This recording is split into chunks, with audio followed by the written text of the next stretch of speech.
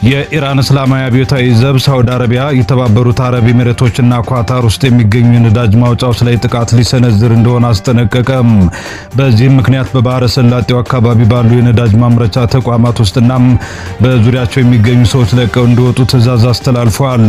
ከአብዮታዊ ዘቡ ጋር ግንኙነት ያለው ታስኒም የዜና ወኪል በቴሌግራም ገጹ ላይ አስቸኳይ ማስጠንቀቂያ በሚል ባወጣው መልእክት ዜጎችና ነዋሪዎች በዝርዝር ካስቀመጣቸው የነዳጅ ማዕከላት አቅራቢያ እንዲርቁ አዟል።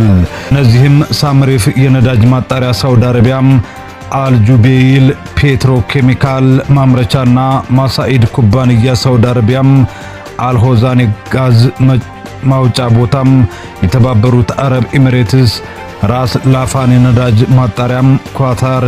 መግለጫው እነዚህ የነዳጅ ማዕከላት ቀጥተኛና ተገቢ ኢላማዎች በመሆናቸው በሚቀጥሉ ሰዓታት ውስጥ ጥቃት ይፈጸምባቸዋል ተብሏል። ስለዚህ ሁሉም ዜጎች፣ ነዋሪዎችና ሰራተኞች በአስቸኳይ ከነዚህ አካባቢዎች ለቀው በመውጣት ሳይዘገዩ ደህንነቱ ወደ ተጠበቀ ርቀት እንዲሄዱ ተጠይቀዋል ብሎ ለተገደሉት ባለስልጣን የሽኝት ስነ ስርዓት ከፍተኛ ቁጥር ያላቸው ኢራናውያን አደባባይ ወጡም። ማክሰኞ ዕለት በእስራኤል ጥቃት በተገደሉት የኢራን ብሔራዊ የደህንነት ጠቅላይ ምክር ቤት ዋና ጸሐፊ አሊ ላርጃኒ የሽኝት ስነ ስርዓት ላይ ከፍተኛ ቁጥር ያለው ህዝብ መገኘቱን ከቴህራን የሚወጡ መረጃዎች አመለከቱም። በኢራን መንግስት ውስጥ ከፍተኛ ተሰሚነት ከነበራቸው ላርጃኒ በተጨማሪ በተመሳሳይ በእስራኤል የተገደሉት የአብዮታዊ ዘቡ የሚሊሻ ክንፍ የሆነው የባሳጂ ታጣቂ ኃይል አዛዥ ለጎላም ሬዛ ሱሌይማኒምና በአሜሪካ ጥቃት በተፈጸመበት የኢራን ጦር መርከብ ላይ ለተገደሉ 84 ባህርተኞችን በአንድ ላይ ሽኝት ተደርጓል። ከሰባቱ ቁልፍ የኢራን ከፍተኛ ባለስልጣናት 6ቱ መገደላቸው ተዘግቧል። አሜሪካና እስራኤል በኢራን ላይ የሚያካሂዱትን ጥቃት ከጀመሩበት ደቂቃ አንስቶም እስካሁን ድረስ ዋነኛ ኢላማ ያደረጓቸው ያሉት የሀገሪቱ ከፍተኛ ፖለቲካዊና ወታደራዊ መሪዎችን ነው።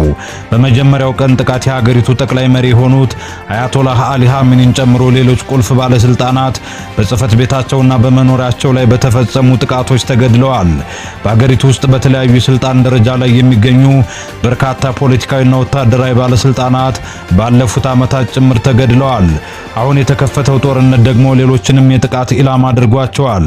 ለመሆኑ ወሳኝ ከሚባሉ 7 የኢራን ፖለቲካዊና ወታደራዊ መሪዎች መካከል በአሁኑ ወቅት ከጥቃት ተርፈው በህይወት የሚገኙት ፕሬዝዳንቱ መሱድ ፔሼሽኪያን ብቻ ናቸው። ጦርነቱ 3ኛ ሳምንቱን ባገባደደበት በአሁኑ ወቅት አሜሪካም 2270 ኪሎ ግራም የሚመዝነውን ምሽግ ደርማሽ ቦምብ ጥቅም ላይ መዋል እንደጀመረች እየተዘገበ ነው። ይህ ቦምብ ከመሬት በታች በተገነቡ ጠንካራ ምሽጎች ላይ ያሉ ኢላማዎችን በጥልቀት በመግባት የማውደም ከፍተኛ አቅም ያለው ሲሆን አሁን ጥቅም ላይ መዋሉ ኢራን የደበቀችውን የጦር መሳሪያ እንዳለም ጥርጣሬ መኖሩን ያሳያል። የአሜሪካ ጦር በኢራን የባህር ዳርቻ አካባቢ ባሉ የሚሳኤል ማስወንጨፊያዎች ላይ ጥቃቱን መፈጸሙን ያስታወቀ ቢሆንም የትኛውን አይነት ቦምብ ጥቅም ላይ እንደዋለ ዝርዝር አልሰጠም። ነገር ግን 2 አይነት ቦምቦች እንዳሉ ይታወቃል።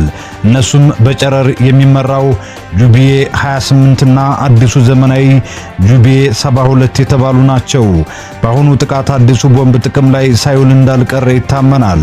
ለ3 ሳምንት ያህል የአሜሪካና እስራኤል በኢራን ላይ ያልተቋረጠም የሚሳኤልና የአየር ድብደባዎችን እየፈጸሙ ቢሆንም ኢራንም በበኩሉ ያልተቋረጠ ያጸፋ ጥቃት በእስራኤልና በአሜሪካ አጋሮቿ ላይ እየፈጸመች ነው። ባለፉት ቀናት የኢራን የሚሳኤልና የድሮን ጥቃቶች ተዳክመው ሊቆሙ ይችላሉ ተብሎ ቢታሰብም አሁንም ከኢራን በኩል የሚሰነዘሩ ጥቃቶች በመካከለኛው ምስራቅ ውስጥ ዋነኛ ስጋት ሆነው እንደቀጠሉ ናቸው። እዚህም ሊሆን ይችላል አሜሪካ ከመሬት በታች ዘልቀው በመግባት የሚያወድሙትን ከባዶቹን ቦምቦች መጠቀም የኢራንን ሚሳኤልና የድሮን ክምችቶችን እንዲሁም ማስወንጨፊያዎችን ለመጠቀም የተገደደችው።